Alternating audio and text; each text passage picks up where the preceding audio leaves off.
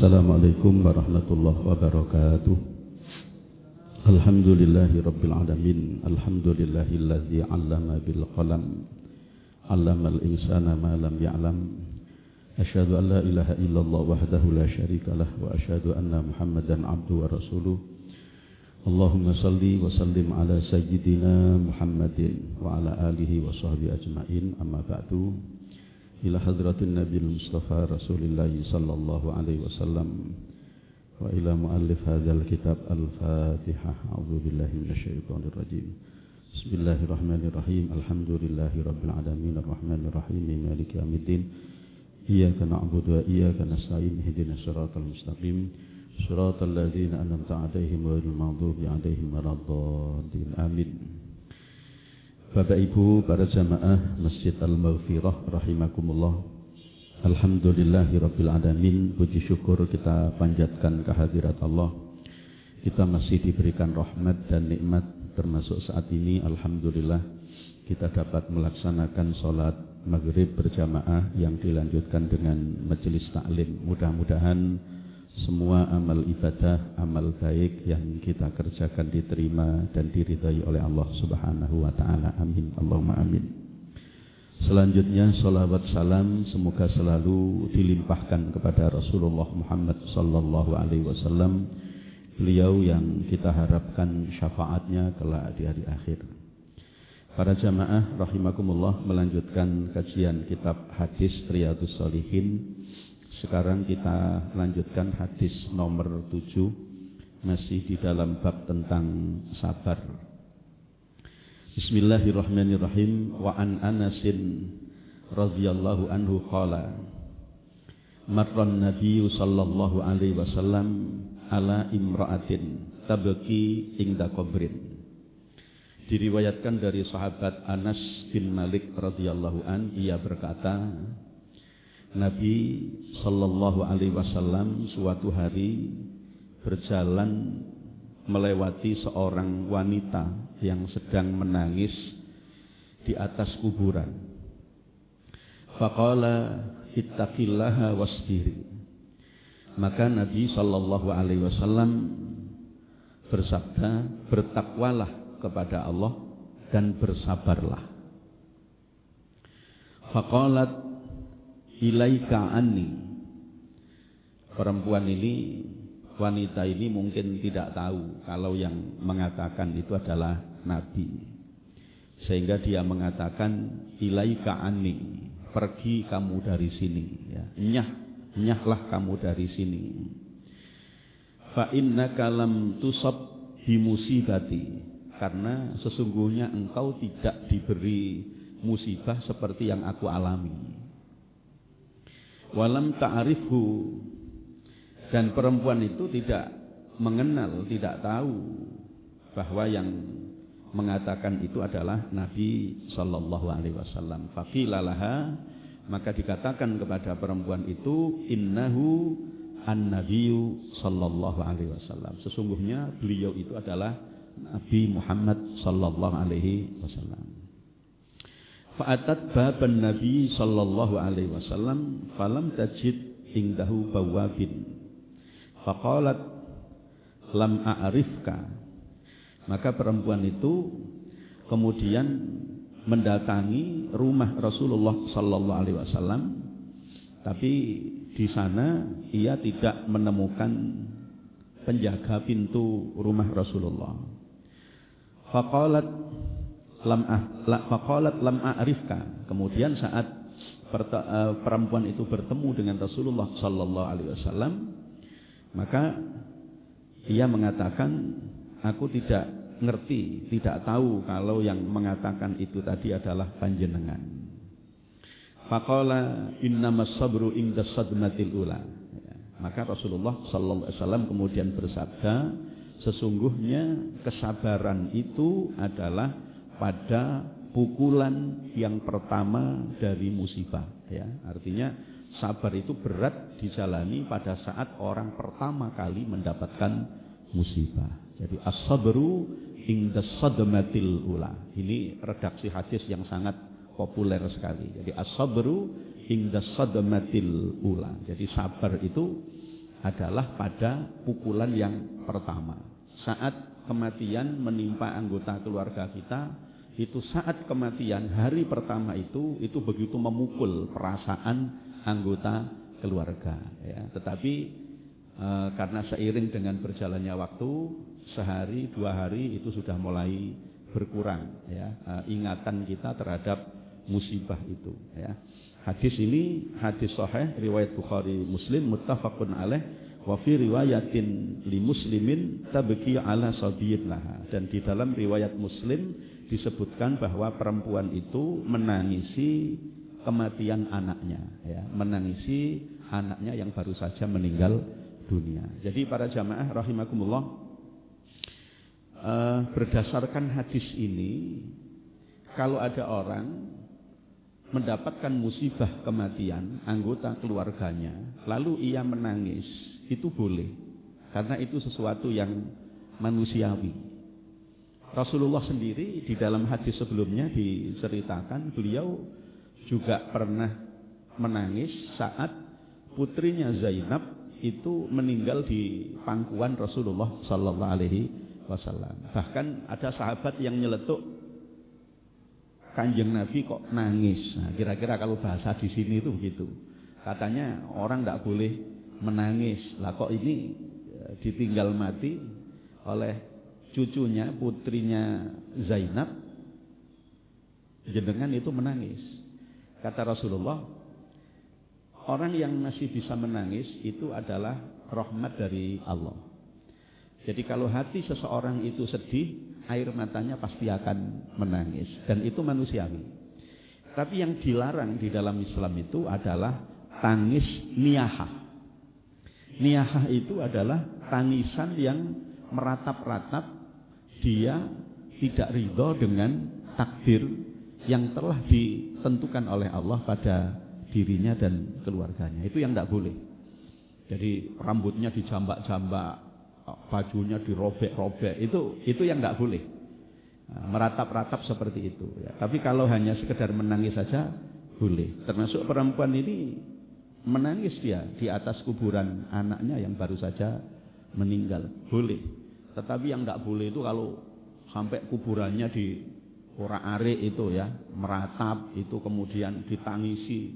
Kalau yang mati suaminya seolah-olah dunia ini sudah kiamat, begitu rasanya, ya. Lalu dia tidak ridho dengan takdir yang sudah menjadi ketetapan Allah, itu yang tidak boleh, ya.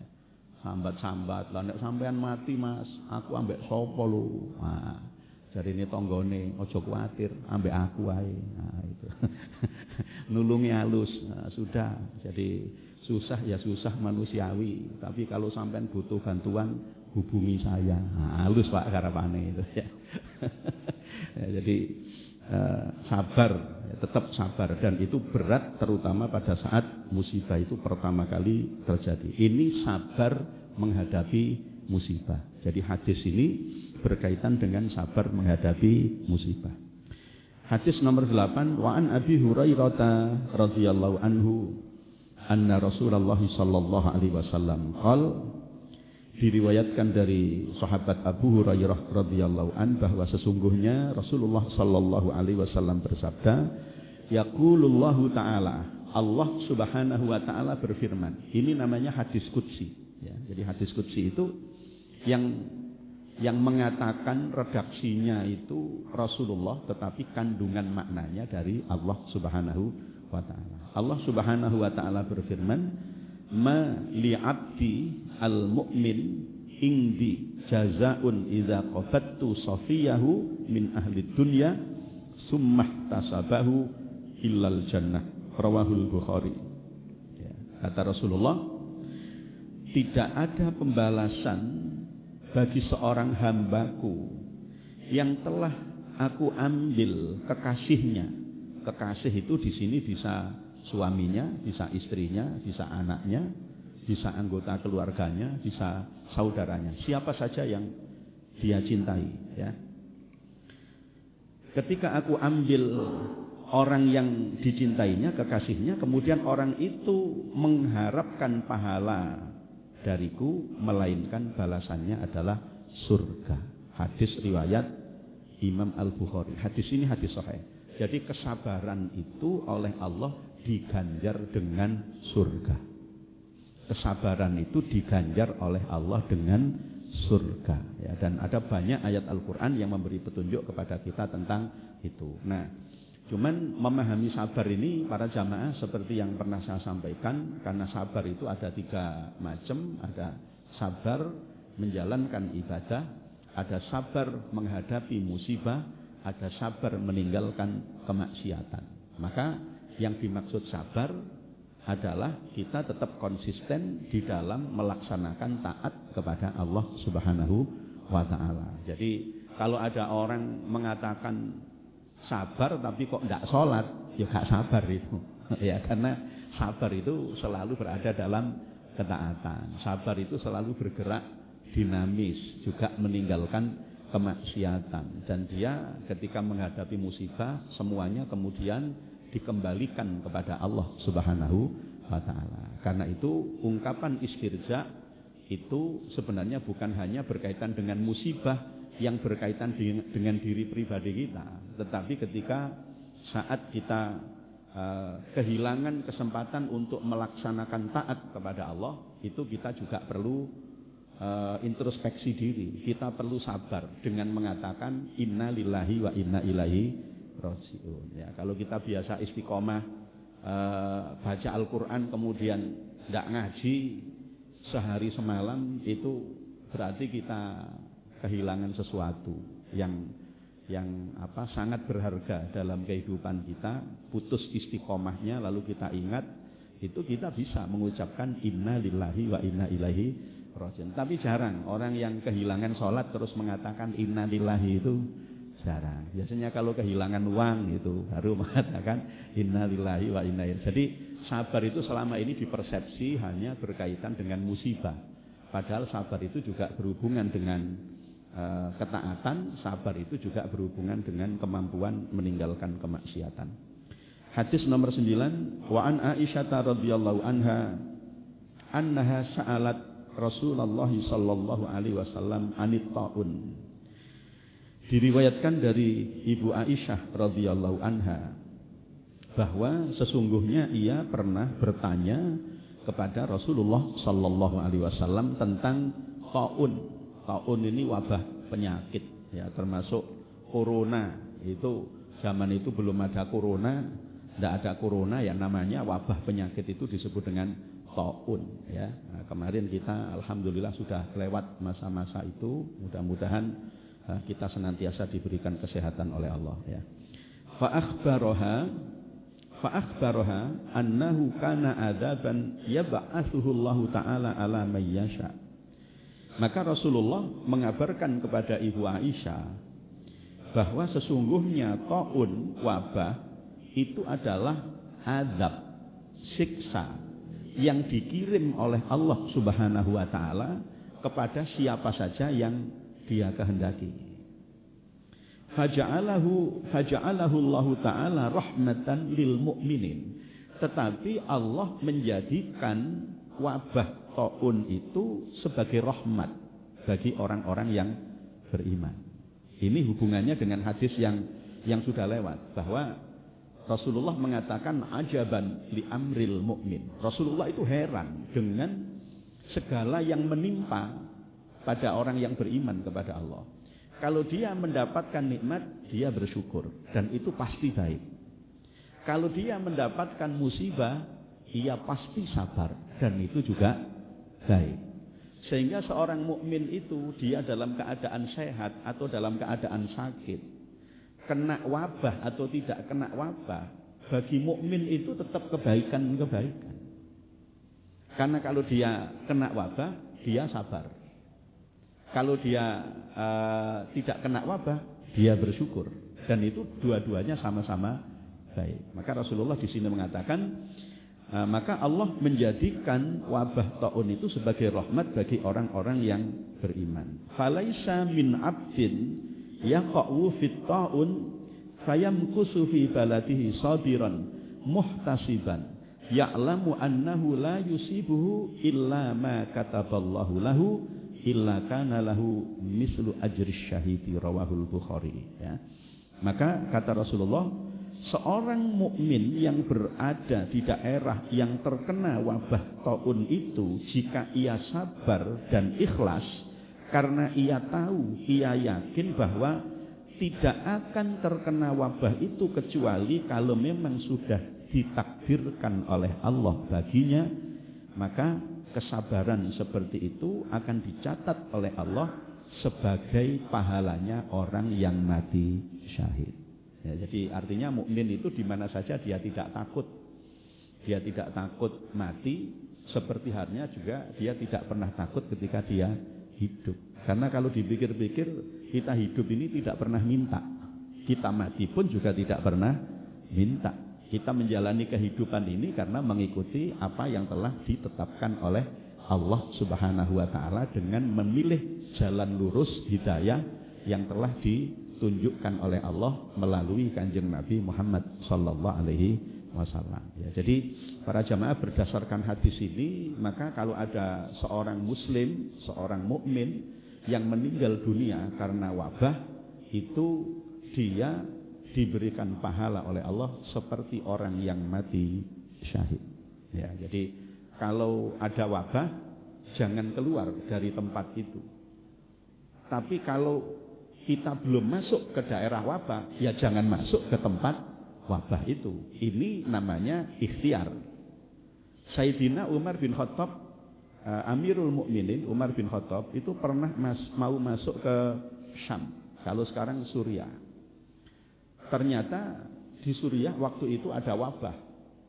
Ada wabah yang sedang melanda masyarakat Suriah, masyarakat Syam. Lalu Umar tidak jadi memasuki negeri Syam itu. Lalu oleh sahabat yang lain dikatakan, kan sudah takdir, nek mati yo mati, nek urip yo urip. Nah, itu gampangannya. Kata Sayyidina Umar, saya berlari dari satu takdir ke takdir lainnya. Ya, artinya bahwa kalau di situ ada wabah, jangan kita masuk.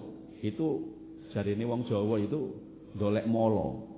Apa dolek molo itu? Dolek molo itu cari gara-gara. Wong sudah tahu ada wabah kok masuk, sudah tahu di situ tidak boleh masuk karena termasuk di situ penyakit menular. Lah kok dimasuki aja? Ya jangan. Wong kita sudah dapat peringatan itu, jangan masuk. Tapi kalau kita ada di sebuah tempat yang di situ terjangkit wabah, penyakit, gak perlu keluar. Karena keyakinan bahwa seseorang itu tidak akan mati meskipun ada wabah kalau memang tidak ditakdir mati oleh Allah Subhanahu wa taala. Kadang ketika orang memaksakan diri untuk keluar, justru saat keluar dia malah mati. Mungkin bagi dia ikhtiar, tetapi petunjuk Rasulullah seperti itu. Artinya kalau kita melihat ada sebuah daerah itu ada wabah, ya jangan masuk. Umar juga begitu. Bahkan dia mengatakan, saya berlari dari satu takdir kepada takdir lainnya. Artinya kalau masih bisa menyelamatkan diri, selamatkan diri. Ya, tapi kalau memang tidak dan wabah itu merata seperti kemarin, dan kita juga tidak tahu para jamaah yang kemarin itu ada orang yang kelihatan sehat begitu ya, kemudian terus kolep, itu wallahu alam. Ada yang sudah sakit bertahun-tahun meskipun waktunya pandemi nek durung wayahe mati ya sampai sekarang tidak mati-mati, ya tetap sakit orangnya. Ya, jadi artinya bahwa kematian orang itu tidak mesti karena pandemi itu, tetapi karena takdir Allah Subhanahu wa taala. Pandemi itu mungkin hanya salah satu sebab di antara sekian sebab kematian, dan Allah Subhanahu wa taala menjadikan banyak sebab terjadinya kematian, di antaranya karena sakit, di antaranya karena wabah dan lain sebagainya. Ya, ini hadis nomor 9. Lalu hadis nomor 10. Wa an Anas radhiyallahu anhu qala, sami'tu Rasulullah sallallahu alaihi wasallam yaqul, diriwayatkan dari sahabat Anas bin Malik radhiyallahu an, ia berkata, saya mendengar Rasulullah Muhammad sallallahu alaihi wasallam bersabda, innallaha azza wa jalla qala, sesungguhnya Allah Subhanahu wa taala berfirman. Ini berarti hadis qudsi lagi. Ya, hadis qudsi lagi. Idzab talaitu abdi bihabibataihi fasabara awwatuhu minhuma al jannah yuridu ainaihi, rawahul Bukhari. Jika aku menguji seorang hambaku, kata Allah di dalam hadis qudsi, jika aku menguji seorang hambaku dengan buta kedua matanya, bihabibataihi. Jadi habibah itu maknanya bisa berarti, makna awalnya kekasih, tapi yang dimaksud di sini adalah ainun, mata, ya. Dan kenapa mata ini disebut dengan habibah, dengan kekasih? Karena mata ini jendela dunia. Nah, kita kalau tidak punya mata tidak bisa melihat dunia ini. Dan mata ini sesungguhnya adalah termasuk yang sangat kita sayangi, ya, yang sangat kita sayangi. Kata Allah di dalam hadis qudsi, jika aku menguji seorang hambaku dengan buta kedua matanya, fasabara, kemudian ia sabar, awattuhu minhu ma'al jannah, maka aku akan mengganti buta kedua matanya itu dengan surga. Yuridu ainaihi, di mana ia sangat menginginkan kedua matanya. Ya, jadi orang yang ini bukan sakit, tetapi karena keterbatasan fisik.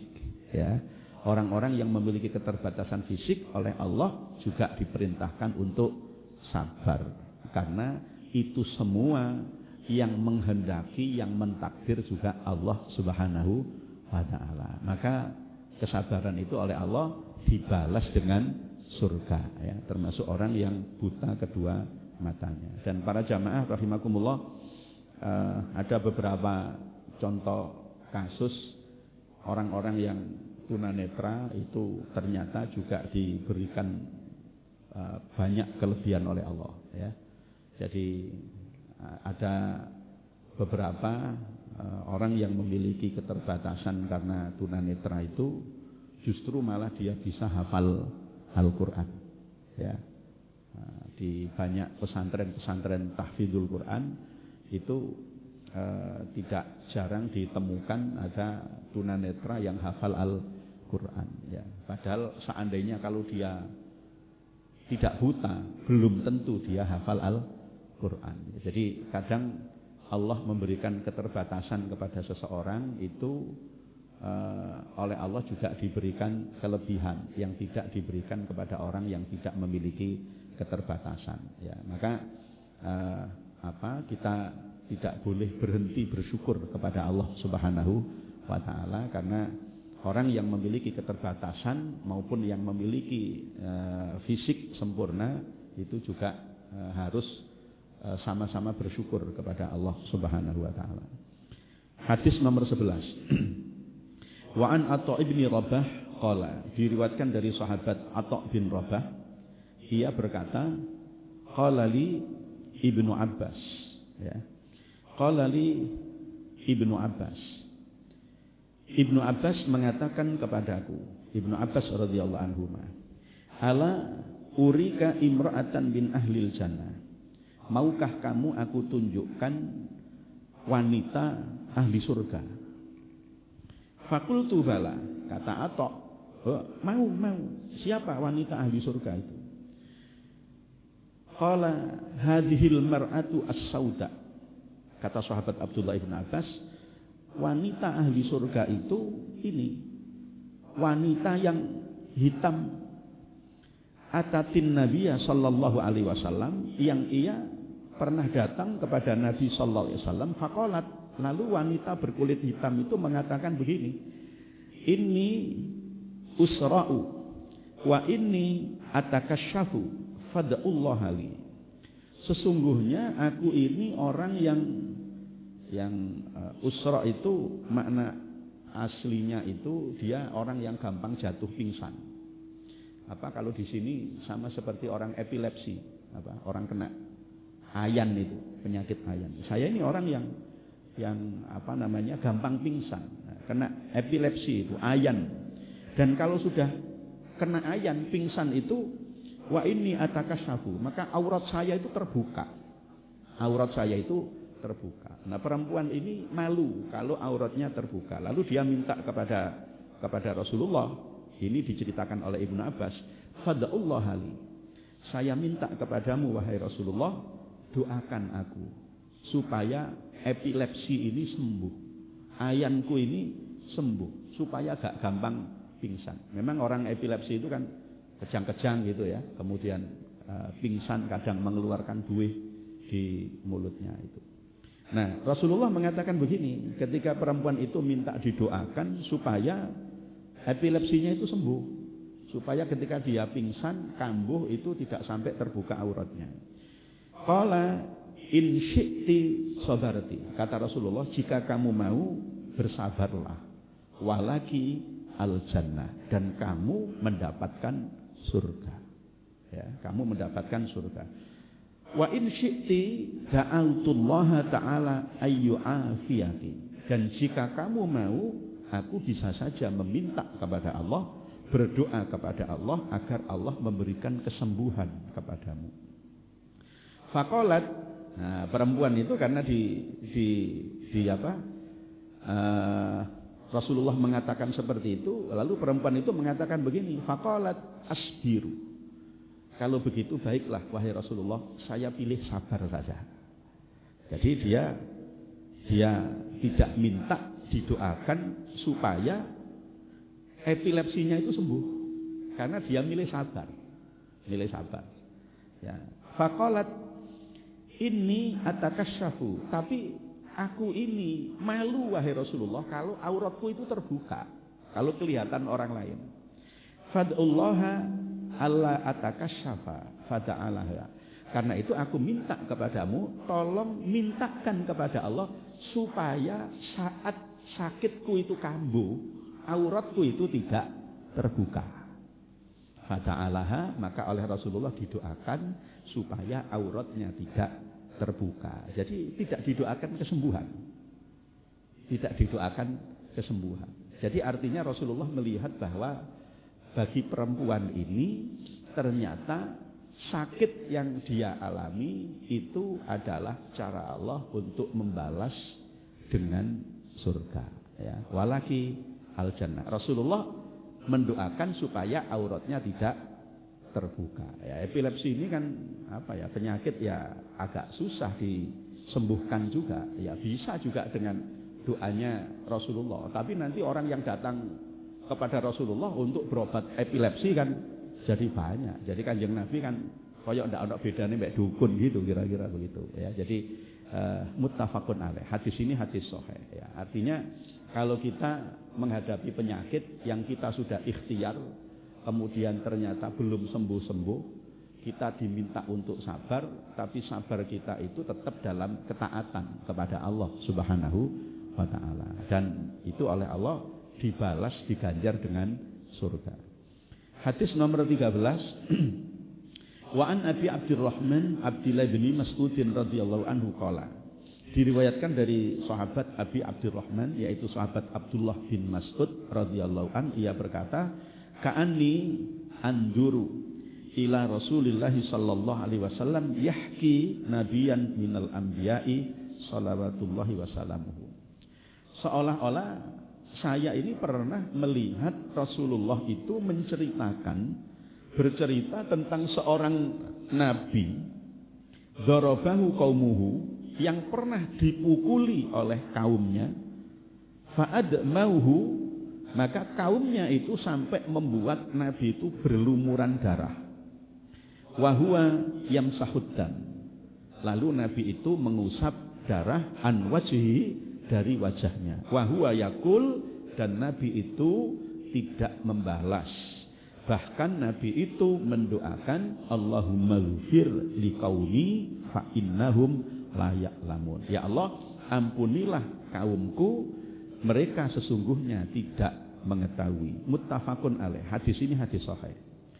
Para jamaah rahimakumullah, ini sabar ketika berdakwah. Sabar ketika berdakwah. Rasulullah sendiri menceritakan ada seorang nabi, ya, kalau nabi itu banyak, terutama di masa Bani Israel, ya. Dan resiko dakwahnya itu luar biasa. Ada nabi itu yang sampai dipukuli oleh kaumnya, sampai berdarah-darah, ya. Tapi namanya Nabi, utusan Allah, itu mereka tidak pernah punya keinginan untuk membalas perbuatan buruk yang dilakukan oleh kaumnya. Bahkan ini di dalam penjelasan hadis ini, sebenarnya Nabi itu ketika menceritakan seperti itu, seolah-olah Nabi itu menceritakan dirinya sendiri. Jenengan bisa membaca sejarah dakwahnya Rasulullah ke Taif.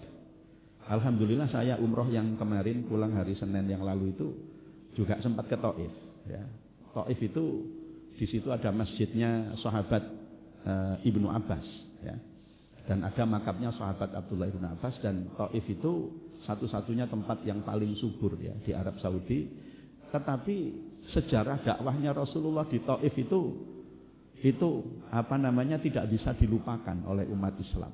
Karena Taif itu menjadi satu-satunya tempat yang sangat tidak ramah dengan dakwahnya Rasulullah Sallallahu Alaihi Wasallam. Jadi saat Rasulullah itu masih tinggal di Mekah, belum hijrah ke Madinah, Rasulullah pernah ke Taif untuk mengajak masyarakat Taif itu beriman kepada Allah. Tentu dengan beberapa sahabat, ya. Ternyata ajakan Rasulullah ini tidak disambut dengan hangat oleh orang Taif. Bahkan orang Taif itu mencaci maki, mengolok-ngolok Rasulullah. Bahkan Rasulullah sampai dilempari batu dan berdarah-darah. Sampai sekarang masjid yang menjadi tempat lokasi Rasulullah itu dilempari batu itu masih ada. Tinggal puing-puing, dan itu termasuk cagar budaya yang dilindungi di Taif itu. Rasulullah dilempar batu, kepalanya ini sampai berdarah. Batuknya ini, dahinya ini sampai berdarah. Sahabat-sahabat yang lain, sahabat Abu Bakar juga demikian, sampai berdarah-darah. Sahabat Bilal juga sampai berdarah-darah. Nah, dalam kondisi yang seperti itu kan, malaikat Jibril itu turun untuk memberikan bantuan. Sekaligus untuk mengadab orang orang Taif yang tidak tahu diri, yang tidak berterima kasih kalau Rasulullah telah berdakwah di tempat itu. Nah, ketika malaikat Jibril itu menawarkan bantuan kepada Kanjeng Nabi Muhammad bahwa Gunung Taif, Bukit Taif, ya, Bukit Taif itu memang daerah situ daerah bebatuan, ya, daerah bebatuan, gunung batu, itu oleh malaikat Jibril kan akan dicabut, ditimpakan kepada masyarakat Taif. Tapi Rasulullah tidak berkenan, ya. Rasulullah tidak berkenan. Ya. Kalau seandainya saya ditawari bantuan begitu, ya, sekalian aja brek nih pisan itu. Atau kalau Nabi Nuh, Masya Allah, Nabi Nuh itu doanya luar biasa. Ya Allah, jangan sisakan satupun orang kafir hidup di dunia ini. Maka kemudian Allah mengazab dengan banjir bandang itu. Dan memang benar, tidak ada satupun orang kafir yang tersisa. Orang-orang yang mengikuti kapal bersama Nabi Nuh itu semuanya beriman kepada Allah. Makanya Nabi Nuh itu disebut dengan Abul Bashar, bapak manusia yang kedua. Karena memang manusia sudah habis. Dari masanya Nabi Adam sampai Nabi Nuh sudah habis, kecuali Nabi Nuh dan orang-orang yang beriman di atas kapal itu. Nah, tapi kalau Rasulullah tidak. Rasulullah ini betul-betul rahmatan lil alamin. Beliau tidak ingin terjadi sesuatu yang tidak baik pada masyarakat Taif, karena beliau menginginkan kebaikan untuk masyarakat Taif. Bahkan oleh Rasulullah didoakan, doanya mirip seperti ini, ya. Allahumma ghfir liqaumi fa innahum la ya'lamun. Tapi kalau itu Allahumma hdi qaumi fa innahum la ya'lamun. Ya Allah, berikan hidayah, petunjuk kepada kaumku. Mereka melakukan perbuatan seperti itu, mengolok, melempari batu, ya, sampai berdarah-darah, karena mereka tidak mengerti apa yang saya bawa untuk mereka itu, mereka tidak mengerti. Dan ternyata benar, doa Rasulullah ini akhirnya diijabah oleh Allah Subhanahu wa Ta'ala. Masyarakat Taif kelak di kemudian hari berbondong-bondong masuk Islam dan menjadi pembela Islam. Artinya pesan yang bisa kita ambil dari hadis ini adalah di dalam dakwah itu kita juga harus sabar. Harus sabar. Jadi tidak boleh mutungan, tidak boleh ngambekan, tidak boleh gondokan. Kalau ada orang dakwahnya kok gondokan, mutungan, purian, itu seperti Nabi Yunus nanti. Nabi Yunus itu kan Nabi dan Rasul yang purian gitu. Makanya ana ustaz kok purian, jenenge Ustaz Yunus. Katanya begitu ya. Jadi Nabi Yunus itu puri, dia ngambek. Beliau diutus oleh Allah hanya kepada 100.000 orang penduduk Ninawa itu. Nah, beliau putus asa karena orang-orang itu tidak ada yang beriman kepada Allah. Beliau putus asa. Akhirnya beliau minggat, gitu loh. Bukan pergi, minggat. Nah, kalau minggat itu kan mesti gak pamitan. Nah, kalau pergi itu kan pamit dan balik lagi. Kalau minggat itu kan memang gak pamitan. Padahal Allah belum mengizinkan Nabi Yunus untuk pergi. Beda dengan Kanjeng Nabi Muhammad. Kanjeng Nabi Muhammad itu hijrah ke Madinah itu karena memang diperintah oleh Allah untuk hijrah ke Madinah. Sudah saatnya kamu meninggalkan Mekah karena Mekah ini tidak kondusif. Kamu harus ke Madinah untuk menyebarluaskan Islam ini. Tapi Nabi Yunus tidak, karena Nabi Yunus ini mangkel gitu loh. Wong wis dijak apik-apik kok gak gelem melu. Akhirnya dia puri, minggat itu. Ketika minggat itu kan kemudian naik kapal itu. Ketika naik kapal Allah memberikan teguran itu. Ternyata kapal itu di situ ada orang yang bermasalah sehingga kapalnya ombak itu sampai ngamuk kayak begitu itu. Itu teguran sebenarnya dari Allah kepada Nabi Yunus. Tapi karena Nabi ya tetap yang banyak dibaca ya zikir. Makanya Nabi Yunus itu ketika ditelan di dalam perut ikan itu beliau selalu membaca la ilaha illa anta subhanaka inni kuntu minad dzalimin. Persis sama seperti Nabi Adam ketika terusir dari surga itu doanya Rabbana dzalamna anfusana wa illam taghfir lana wa tarhamna lanakunanna minal khasirin. Ya, akhirnya ternyata kaum Ninawa ini sempat merasakan azab dari Allah sejak ditinggalkan Nabi Yunus. Tapi Nabi Yunus sendiri mendapatkan teguran dari Allah. Itu karena Nabi Yunus dianggap tidak sabar, kurang sabar membimbing umatnya yang jumlahnya hanya 100.000 orang saja. Bayangkan dengan Kanjeng Nabi Muhammad, sekarang kita bisa merasakan populasi muslim di dunia ini sudah lebih dari 1 miliar sekarang ini. Ya, itu karena kesabaran Rasulullah di dalam berdakwah. Dan kita pun juga sabar para jamaah. Ngaji begini ini sabar ya. Saya dulu pengajian itu kadang yang datang itu hanya 5, hanya 8, hanya 10. Ya kuat-kuatan ya. Sing ngaji ambek sing ngrungokno kuat-kuatan. Tapi alhamdulillah semuanya diparingi sabar. Akhirnya alhamdulillah juga banyak yang mengikuti pengajian-pengajian itu. Jadi orang yang tidak bisa datang itu jangan lalu didoakan yang tidak baik, doakan yang baik karena mereka belum bisa datang mungkin karena ada udzur, ada kesibukan ya. Jadi mengajak orang itu juga harus sabar ya, harus sabar. Saya kira demikian para jamaah.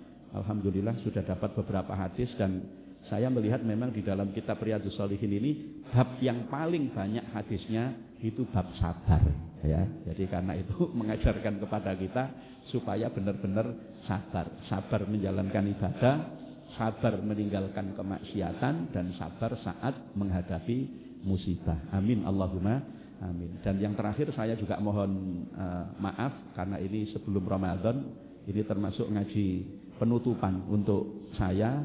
Saya juga mohon barokah Fatihah. Insya Allah Senin depan saya dapat tugas dampingi jamaah umroh lagi ya. Jadi berangkat lagi tapi tidak ke Taif nanti karena cuma 9 hari ya.